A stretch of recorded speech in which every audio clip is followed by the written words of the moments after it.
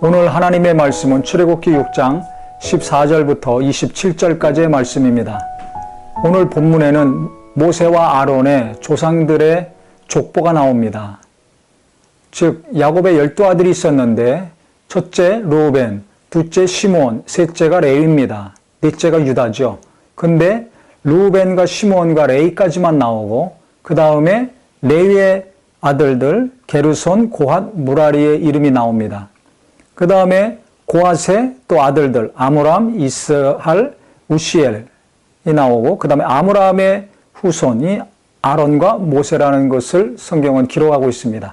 오늘 본문에서는 레위, 고핫, 아므람, 그 다음에 아론과 모세 이 네 대에 걸친 조상들의 이름이 나옵니다. 왜 이 족보가 갑자기 중간에 등장을 했을까요? 그 이유가 있습니다. 26절에 보면 이스라엘 자손을 그들의 군대대로 애굽 땅에서 인도하라 하신 여호와의 명령을 받은 자는 이 아론과 모세요. 애굽 왕 바로에게 이스라엘 자손을 애굽에서 내보내라 말한 사람도 이 모세와 아론이었더라. 즉 하나님께서 부르셔서 보내신 사람, 이스라엘 백성들을 애굽에서 탈출시키는 일에 하나님이 주동적으로 사용하신 인물이 모세와 아론이었는데 이들의 역사적인 실존 인물이며 그 다음에 그들의 하나님께 사명을 부여받아 사명을 감당한 인물이라는 것을 증명하고자 이 족보를 기록한 것입니다. 즉 모세와 아론이 갑자기 어디서 나온 사람이 아니라 레위 지파의 후손이요, 고핫 자손의 후손이요, 아므람의 후손이라는 것을 분명하게 명시하고 있는 것입니다. 거기에다가 아론의 아들 엘르아살, 그 손자 비느하스까지 이름이 나옵니다. 비느하스가 누굽니까? 민수기에 보면 바알을 섬겼던 그 사건 중에 한 이스라엘 백성과 그 다음에 이방 여인과의 그 음행한 일이 있었을 때 그때 그 두 사람을 같이 죽였던 바로 용맹스럽고 하나님을 열심히 사랑했던 자가 비느하스였습니다. 또 이 아론의 후손들은 나중에 제사장으로서의 역할을 하게 됩니다. 그래서 하나님이 구별하셔서 사용하신 그 아론의 후손들, 또 특별하게 하나님이 정말 귀하게 여기셨던 비느하스, 이 이름들이 등장하는 것은 아론과 모세가 중요한 인물이다.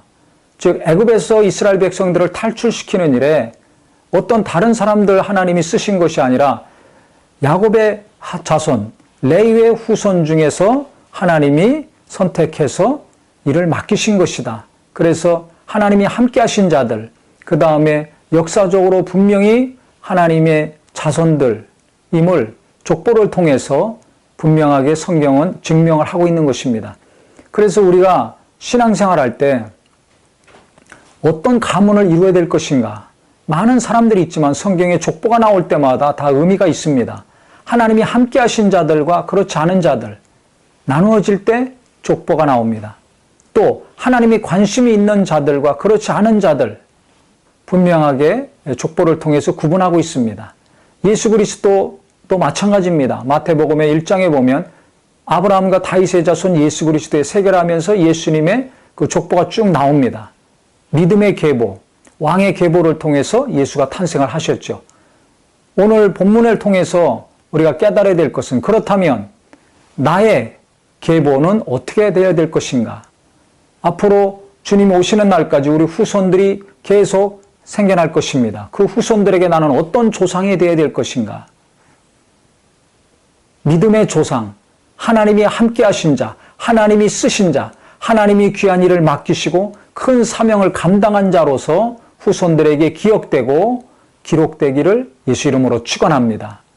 믿음이 없는 분들을 족보를 귀하게 여깁니다.